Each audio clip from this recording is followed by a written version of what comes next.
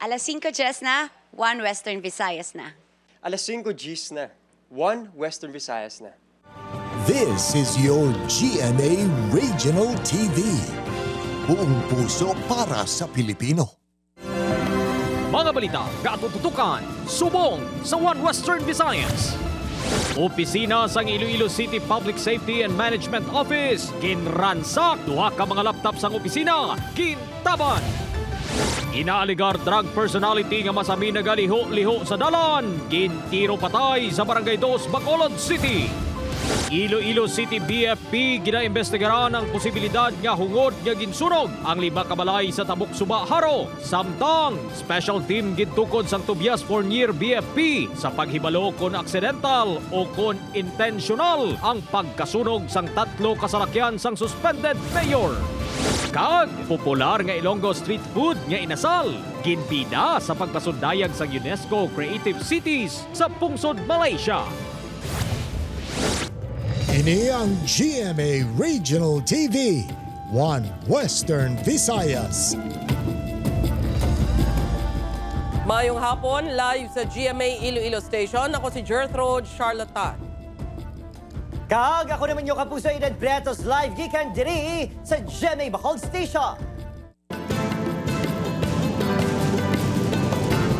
Mga kapuso, opisina sang Iloilo City Public Order and Safety Management Office ginransak. Kapuso, duha ka laptop gintaban mga person of interest bao. Nag-selfie pa sa kamera sang opisina. Yaring balita ang litukan ni Kim Zalinas. Daw nadula ang safety sa opisina sang Public Order and Safety Management Office sang Iloilo City LGU matapos natukiban nga ini ang ginransak kay ina sang aga. Sunod sa kapulisan, ginreport ang insidente sang isa ka personnel sang Posmo sang inina ang maduty kuntani pasado alas 7:30 sang aga. Gilayon ini ginkaduan kag ginimbestigaran sang kapulisan. Makitaan nga nagailinukay na ang mga gamit sa opisina mismo sang OIC sang Posmo sa ikatlo nga panalgan sang building sang BFP Iloilo City. May pliers, kape, kag pagkaon nga nagalinap naman sa hagdan sa ikaduwa nga padalgan sang building. Suno sa inisyal nga investigasyon sang scene of the crime operatives, gintaban ang isa ka personal kag isa ka office laptop ni Posmo Head JV Mabilog. Nagabalor ang mga ini sang ginabanta sa 65,000 pesos. Sa mag-agi, o gira sila sa likod nga dana nag-agi, amo to nga nakita nila siguro nga daw namin yung kwarto ni Sir JV, kag amo to nila nga ginsulod. I don't know kung hindi talaga iti card or kasi bakit daw kakakosi sa mga information. Padayon pa ang hot pursuit operation sa kapulisan sa anom ka mga persons of interest nga lunsay menor de edad. Nakilala na mga ini bangod nag-selfie pa sila sa camera nga ginapanag-iyahan sang Posmo. Nag-circulate nila kamera, so ipaktusan nila. Ayan siguro, may nag-alarma sila pag taganay nila pagwa. Ang laptop na nadala nila, nabili nila mismo ang kamera. Ginapadalman patubtob subong ang motibo sang krimen. Nagapangita pa sang CCTV footages sang kapulisan bangod guba ang CCTV camera sang opisina. Nakita ang ginapatian na bag sang nadula nga laptop sa stockroom sang anti-squatting and illegal structures nga kaiping lang sang opisina sang Posmo. Suno sa mga empleyado, ang laptop bag ang wala pa sang Biyernes sang silang nag-duty. Naghatag naman sang mando si Iloilo City Mayor Jerry Trenya sa ICPO nga tutukan ang insidente sang pagpangransak sa isa ka government office. Upod Kirmel Porquia, Kim Salinas. One Western Visayas. Mapuso sa Bacolod City naman, ginapahay drug personality nga nagaliho-liho sa dalanon, gintiro patay. Yaring balita nga itong gintutukan. Wala na sa kabuhi kag may pilas sa nagkalain-lain nga parte sang lawas. Ang 30 anyos sa si alias Aljun sa nasapuan sa tunga sang dalan sakop sang Barangay 2 sa Bacolod City Domingo sang aga Setyembre 22. Suno sa kapulisan, gintiro ini samtang naglakad sa dalan. Padayon pa nga nagatipon sang ebidensya ang kapulisan. At least ang mga CCTVs kag mga posible nga witness ipangkuhaan ta na statement kag dapat masolbar ta na kag ma-identify ta mga suspekta. Sama-sami nga nagaliho-liho sa dalan ang biktima.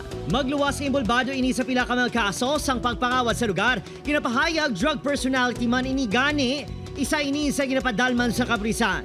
Victim ta drug personality man to. So mo na tutukan ta kag advice ta nga ton investigator on case nga i-follow up ni permi. Masamiman nga hungod nga niga pabunggo sa masalakyan ang biktima sa bahin sang Bradco Port suno sa pila ka mga driver. Do ginabunggo ito yun, ginasagaid diyang lawas siya. Kung sa pako mo sa dumi pagkano nga daan, do gapamilit nila mayo. Ginpadulungan sa News C mang mahimata sang biktima nga nagapuyo sa kilid sang Mambulo Creek apang nagpaiway sila nga maghatag sang pahaya. Upod, Kiril Casillo, Adrian Priatos, 1 Western Visayas. Mga kapuso, anong ka mga pamilya apektado sa nagluntad nga sunog sa Barangay Tabuk, Subaharo. BFP Iloilo City ginaimbestigaran ang aligasyon nga ginhungod ang pagpangsunog. Ini ang gintutukan ni Kim Salina. Makitaan sa sining nga aerial video ang madamol nga aso kag ang paglamon sang kalayo sa magkaiping nga mga balay sa isa ka subdivision sa Barangay Tabuk, Subaharo Domingo sang aga.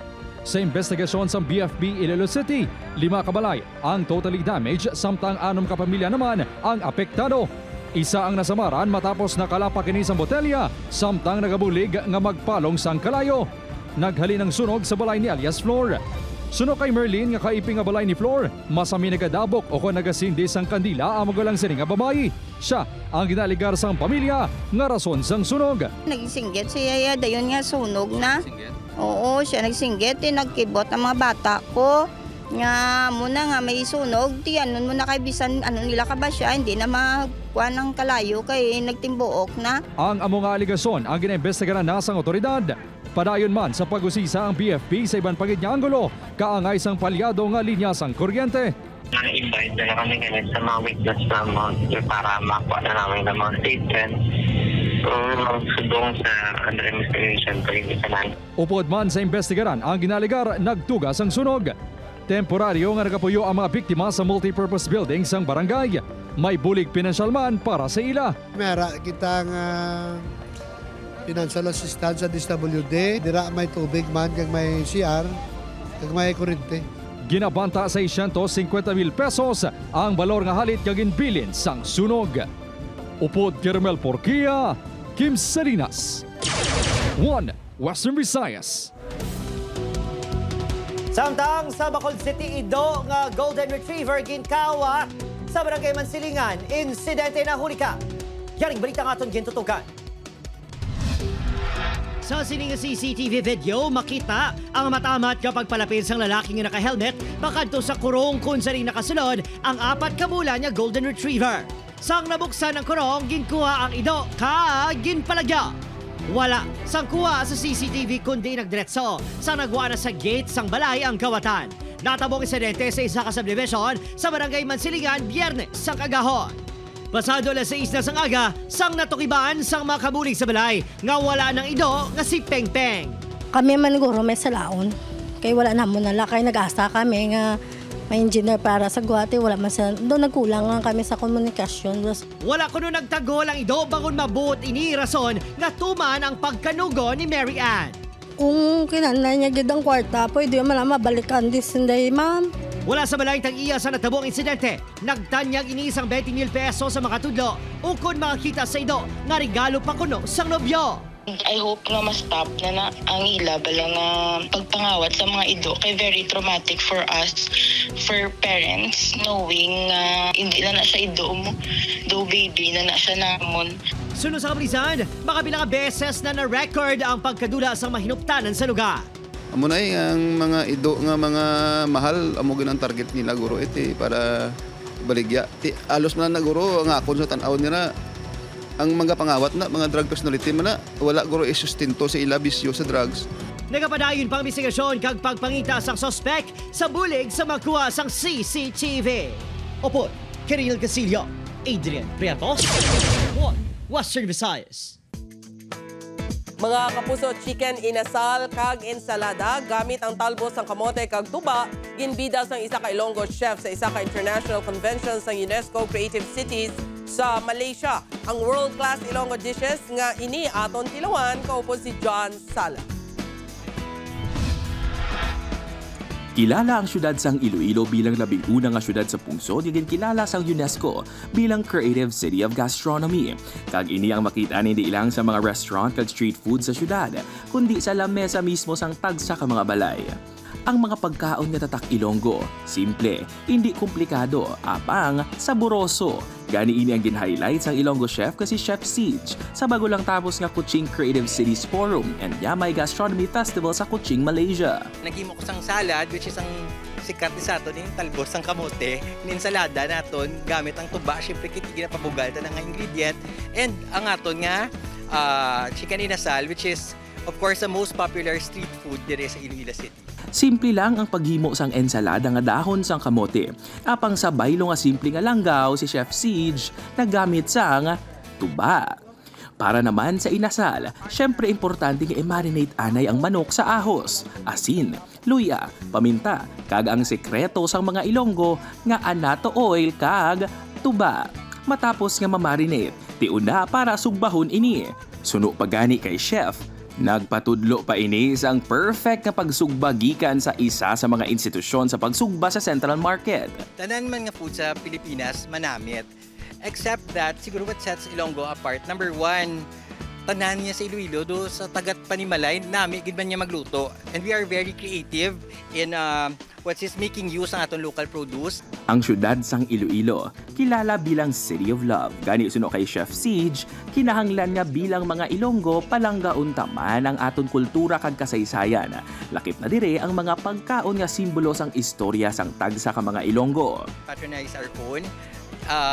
As much as possible, gamiton ta ang aton nga mga local produce. Kaya amuna siyang chain para to keep the chain going, gina-sustain nato ng isa kag isa. Gani mga kapuso, hindi lang heart ang nagabit in Iloilo City, but your stomach will also be full of love and gastronomic delights. Upod kay Hans Desierto, John Sala. 1 Western Visayas.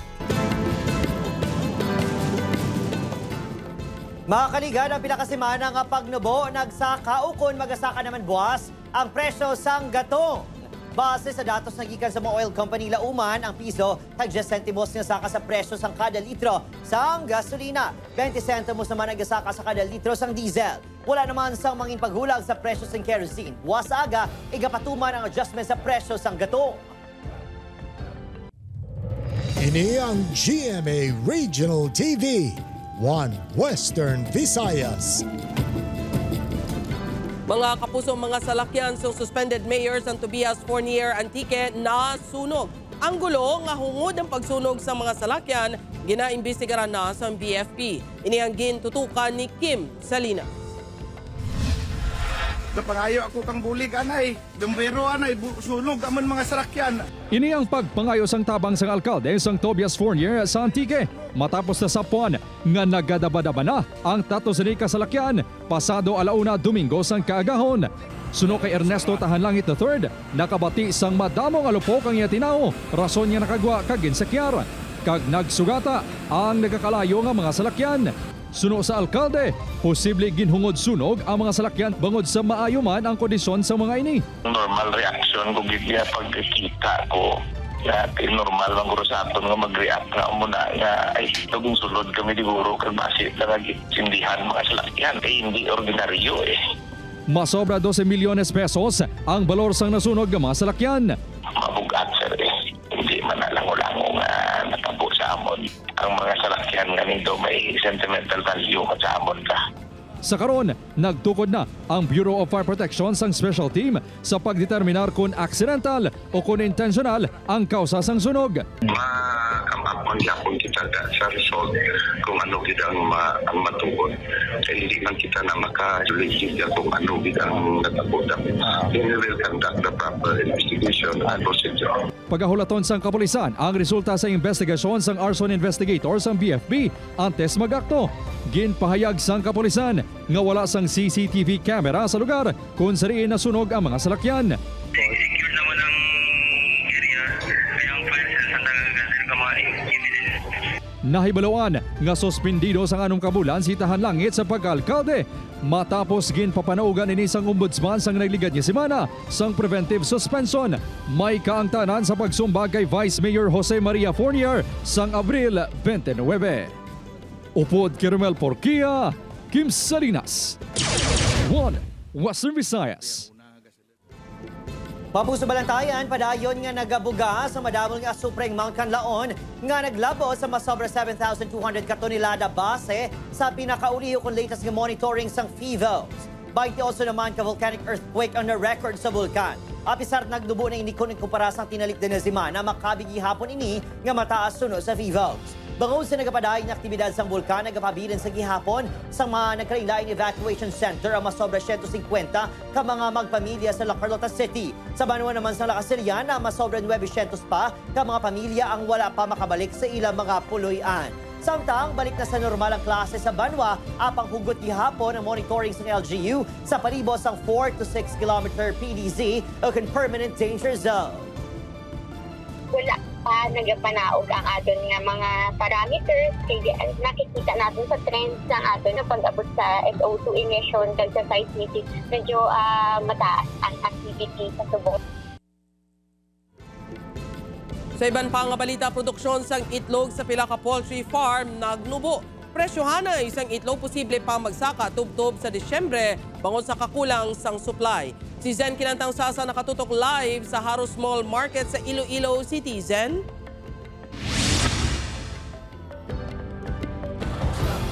Jert, maiwat ang supply sang itlog sa mga poultry farm. Resulta, nagmahal man ang presyo sini sa mga merkado.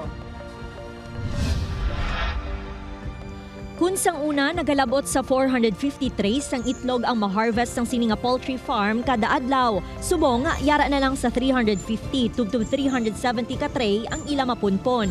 Ang pagnubo sang produksyon, amo man ang rason nga kulang ang ila ginasupply sa mga wholesalers ng itlog. Gani diskarte nila, ginaparte-parte lang ang pag-deliver. Kanubo gid sang produksyon siguro base epekto sang klima bla. Wala tamay mo matag-tagan kami vitamins para nga magbalik-balik lang ang production. Yara sa 220 to 260 pesos ang presyo sang kada tray sa poultry farm. Sunod sa Philippine Egg Board Association, nagsaka ang demand sang itlog. Umpisa sa nagbalik ang klase sang Hunyo, kag ginapaabot nga magsaka pa tubtob sa Disyembre. Nangin problema ang supply sang itlog matapos nga nagbuhin sang produksyon ang mga poultry farm sang summer season, kasunod sa epekto sang El Nino phenomenon sang tinalikdan nga binulan. Diri sa Haro Big Market, ang retail price sang itlog nagabili sang 9 pesos, tubtob 12 pesos ang binilog, depende sa kadakuon. May piso ini nga ginsaka kung ikumparar sa presyo sang nagligad nga semana. Aminadong negosyante nga si Nathaniel nga nabudlayan sila sa pagpangita subong sang supplier sang itlog. Kada adlaw na delibera naman kami. Pero gamay lang. Layan sang una nga tag-bulyam, tag-damo lang nga hatag. Bangod egg is life, ilabi na pang sudan sa pamahaw. Si Carol, mabuhi na lang sa ginagamit nga itlog, agud makakinot. Sa una do, pwede pa duwa. Subok do isa-isa na lang gid. Hindi ka kamahal na, tag 10 ang isa. Nagapadayon ang pagpatigayon sang repopulation sa mga poultry farm, agud madugangan ang egg production sa rehiyon. Jert, ginatinghuaan man sang Philippine Egg Board Association nga hindi na magsaka pa ang retail price sang itlog, agud hindi man matamaan ang mga konsumidor, ilabi na nga nagapadulong ang holiday season.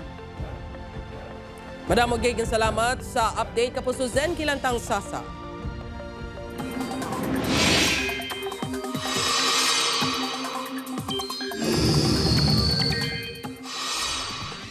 Mapugso, wala na sang nagaluntad nga malain na siyempo sa sulod ukon sagwa sang Paracan Philippine Area of Responsibility.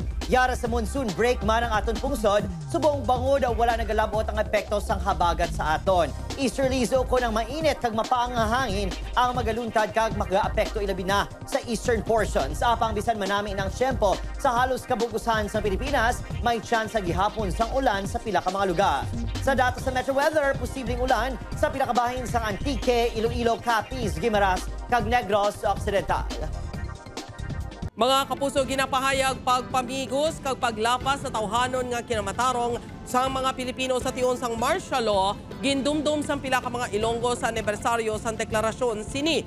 Ini ang gintutukan ni John Sala. 52 katuig nang nakaligad halin sa gideklarar ni anay Presidente Ferdinand Marcos Sr. ang martial law sa Pilipinas. Sa siningatiun ginaaligar nagtuhaw ang madamo nga krimen kag pagpamigo sa tawhanon nga kinamatarong sa mga Pilipino. Gani sa anibersaryo sini, gindumdum sang pila ka mga advocates, progresibo nga grupo kag mga representante na gikan sa nagkalain-lain nga sektor ang mga kalisod nga naagyan sa mga Pilipino. Kadungan sa anibersaryo isa ka forum sa diintag sa kasektor, kaangay isang pagpangista, pagpanguma, estudyante kag mga driver ang nagpakigbahin sang ilang mga istorya. Para mabantayan kag ma-remind kita sang hinagyan naton sa kasaysayan sang Pilipinas bilang isa sa pinakamadulom nga bahin sang aton kasaysayan. Magluwas sini, nagmarat sang mga partisipante padulong sa Iloilo Provincial Capital kag nagpatigayon sang candle lighting activity. Sa probinsya sa Aklan, nagtipon man ang mga progresibo nga grupo kag naghiwat man sang protesta sa panawagan nga dapat may manabat sa kamatayon sang pila ka mga Pilipino kadungan sang martial law. Naghiwat man sang recollection kag candle lighting ang pila ka mga civil society organizations sa Bacolod City Public Plaza sa amo nga adlaw. Upod kay Hans Desierto, John Sala, One Western Visayas. Kapulisan sa probinsya ginmanduan sang Iloilo Police Provincial Office nga hugot nga tutukan ang posibilidad sa paglaptas sang mga peke nga kwarta ilabi na nga naghilapit ang holiday season. Nakatutok John Sala. Masami nga ginabiktima sa mga nagapangsalisi ang mga negosyante sa tiyon nga masako ang mga ini. Ini ang natabo sa Banwa sang Uton matapos nga ginbiktima ni alias Jahara ang siyam ka mga negosyante sang Uton Public Market nga ginbayaran sini sang ginaligar peke nga 500 peso bills. Nagahilapit na ang holiday season kag kalabanan sa mga establishmento ang masako. Gani ginmanduan sang IPPO ang kapulisan sa probinsya nga hugot nga ipatuman ang kampanya batok sa peke nga kwarta.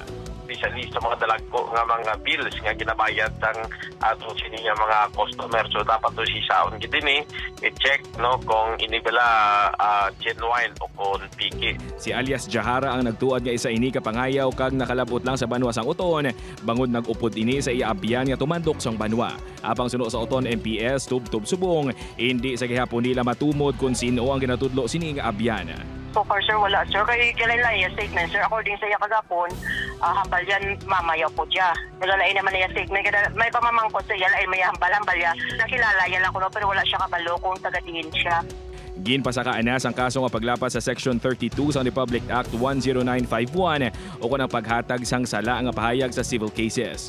Posible nga mapasakaan pa ini sang dugang nga kaso kung magabot na ang resulta sa examination sa ginpadala nga ginaligar peke nga kwarta sa Bangko Sentral ng Pilipinas. Upo kay Hans Desierto, John Sala, One Western Visayas.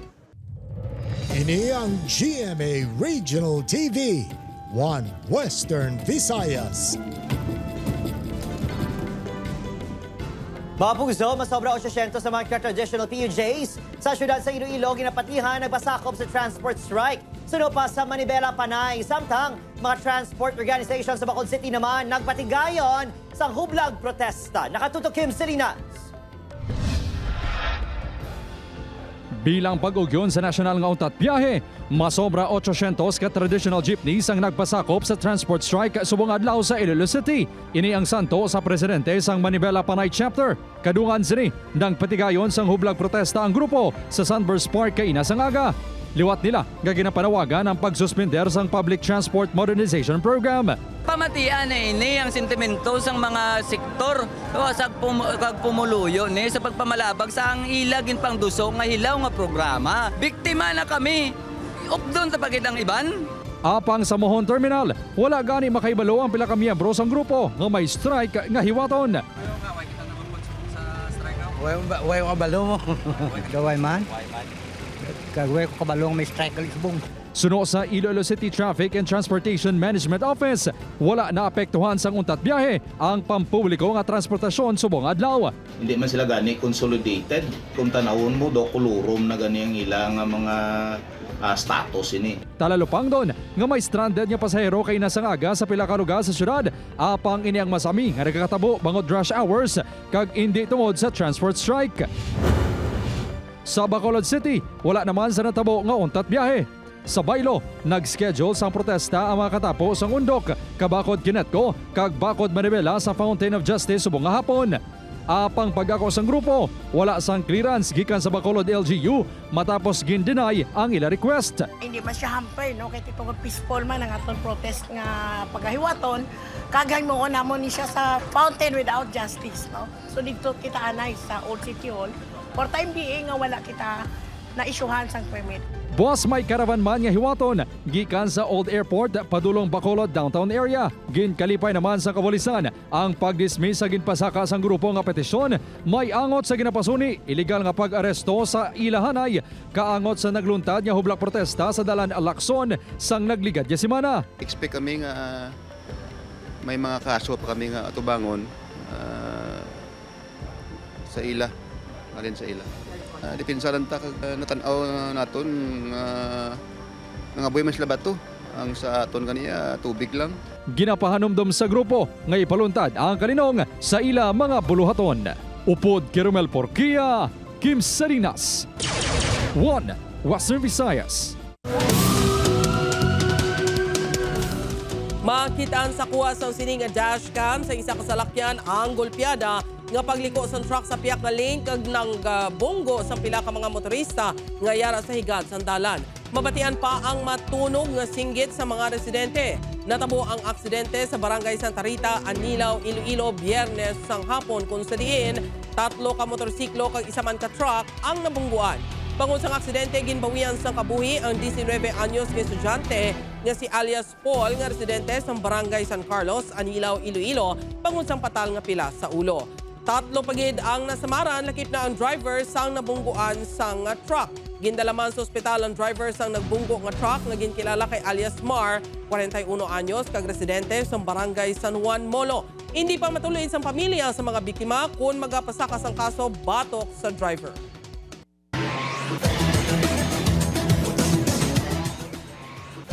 Mabuso nakuha na gidman sa Karilani Chiefs ang una sining kadalagan sa NCAA Season 100 Men's Basketball Tournament. Sampang ginapatigayon sa Phil Oil Eco Oil Center sa San Juan City, ginlutos ng Chiefs ang San Beda Golden Stars scoring ng 87-73. Ang kadalagan sa Chiefs ang ginapangunahan ni TMC Ongotan nga nakatigayon sa 21 ka puntos, 5 ka rebound kag 5 assists. Samtang sa second game, nagpangibabaw ang Letran Knights batok sa Binil Blazers sa scoring nga 71-69. Ginkilala nga best player of the game si Vince Cuajao nga nakatipon sang 20 points. Sa piyak sang kalutusan, padayon nga nagapanguna sa team standings ang Blazers. Ini ang ginsundan sa top 4 sang Mapua Cardinals, Perpetual Altas, Letran Knights kag San Beda Red Lions. Samtang bantayan alas 12 buwas sa uto ang hampang sa tuwas ng Perpetual Altas ng San Beda Golden Sags. Ini ang pagsundan sa alas 12:30 sa hapon sa Encuentrohanay sa tuwas ng LPU Pirates kag Mapua Cardinals.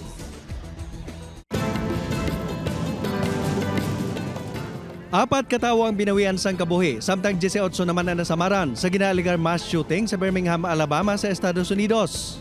Ang insidente ang nagluntad sa guwasang isa ka nightclub. Hindi man magdubo sa isa katawang suspect sunod sa otoridad. Padayon pa ang investigasyon sa motibo ng insidente. Nagabulig sa investigasyon ang Federal Bureau of Investigation kag ang Bureau of Tobacco, Alcohol and Firearms. Patay ang isa ka lola kag ang duha sini ka magagmay nga mga apo matapos marumpagan sa isa ka building sa Naples, Italy. Ang insidente ang nagluntad sa banwas ng Saviano. Base sa investigasyon sa mga bombero, ang pagkarumpag sang building ang tugas ng eksplosyon nga resulta naman sang gas leak. Naluwas sa mga rescuer ang amay sang mga bata upod sa isa pagid sini ka anak.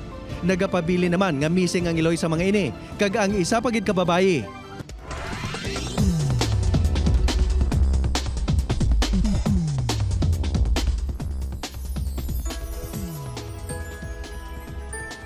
Mga kapuso, 93 days na lang, Pasko na. Sa aton mga kapuso diri sa Western Visayas, nagsubong man. Sa aton mga kapuso abroad, madamo ginya salamat sa padayon nga pagtutok. Ako si Adrian Prietos. Kapuso, mag-isa kita kag hibaloon ng mga balita tungod local news matters. Ako si Gertrude Charlatan, ini ang One Western Visayas, bugos nga puwersa para sa mas dako nga misyon kag mas masangkad nga pagserbisyo sa pungsod.